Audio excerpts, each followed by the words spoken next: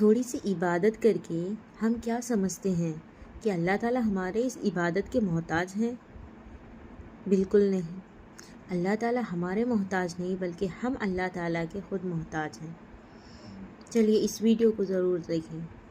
پاس اس کا ریکارڈ موجود ہے لوہے محفوظ میں، اور کرامن کاتبین بھی اس سے برابر لکھ رہے ہیں۔ وہاں انکار کی کوئی گنجائش نہیں ہوگی۔ وہاں چھپنا چاہو گے چھپ نہیں سکو گے، وہاں بھاگنا چاہو گے بھاگ نہیں سکو گے۔ میرے بھائیوں، ہم تو ناچنے گانے والے تھے، اللہ پاک نے کہاں گندگی کے ڈھیر سے اٹھایا، کہاں انبیاء والے کام میں بٹھا دیا، اور آج لا کے آپ لوگوں کے سامنے کھڑا کر دیا۔ اب اللہ اگر کسی کو ہدایت دینا چاہتا ہے تو اسے دے دیتا ہے۔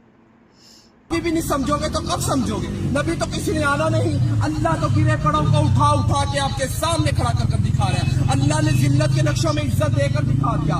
ہمیں تو جائز نجائز پاکی نپاکی حرام حلال کی پہچان ہی نہیں تھی۔ ہم لوگ تو سمندروں کے اندر تھے، آپ لوگ تو کنارے پہ کھڑے ہو۔ ہم تو اندھیروں میں تھے، آپ لوگ تو روشنی میں کھڑے ہو۔ ہم تو بے عقل تھے، آپ تو عقل والے ہو، مگر اللہ پاک بے عقلوں کو عقل دے دے کے بھیج رہا ہے۔ ابھی بھی نہیں سمجھیں گے تو کب سمجھیں گے؟ اللہ کہے گا میں نے علماء بھیجے، دین کے دائی بھیجے، مفتی بھیجے، قاری بھیجے، حتیٰ کہ ناچنے گانے والوں کو بھی ہدایت دے کے آپ کے سامنے کھڑا کر دیا تھا، اور وہ بھی یہی کہہ رہے تھے لوگوں اللہ کی طرف آ جاؤ۔ وہاں کوئی عذر چلنے والا نہیں، اللہ دنیا میں سارے عذر پورے کیے جا رہے ہیں۔ اگر آپ لوگ دین کا کام مقصد بنا کر نہیں کریں گے تو اللہ ہم جیسوں سے دین کا کام لے گا۔ اللہ کسی کا محتاج نہیں ہے، ہم سب اللہ کے محتاج ہیں۔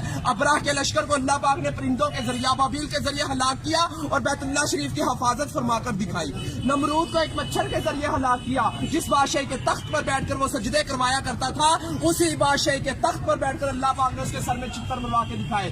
اللہ کسی کا محتاج نہیں ہے، ہم سب اللہ کے محتاج ہیں۔ میرے بھائیوں، اگر یہ تبلیغ کی محنت نہ ہوتی تو ہم جیسے کیسے راہ راست پہ آتے؟ یہ کام بالکل حق اور سچ ہے میرے بھائیوں، یہ انبیاء والا کام ہے، نبی تو کسی نے آنا نہیں ہے۔ اگر یہ تبلیغ کی محنت نہ ہوتی، چور فراڈ زنائی کیسے راہ راست پہ آتے؟ یہ وہی محنت ہے میرے بھائیوں، اس محنت نے ہمارے اوپر کرم کر دیا۔ اللہ ہمارے بزرگاں دین کی حفاظت فرمائے، جو یہ کلمہ لے کر ہم تک پہنچے۔ ہم تو اللہ کے حکموں کو توڑ رہے تھے، نبی کریم صلی اللہ علیہ وسلم کے طریقوں کو چھوڑ رہے تھے۔ کہاں سے جنت کے حقدار؟ جنت کا حقدار وہ ہے جو اللہ کے احکامات اور نبی کریم صلی اللہ علیہ وسلم کے طریقوں پر زندگی گزارے گا۔ تو میرے بھائیوں، اب کسی نبی نے نہیں آنا، ختم نبوت کے صدقے یہ کام میرے اور آپ سب لوگوں کے ذمہ ہے کہ ہم کلمہ گو والے بن جائیں، لا الہ الا اللہ محمد رسول اللہ کی دعوت دینے والے بن جائیں۔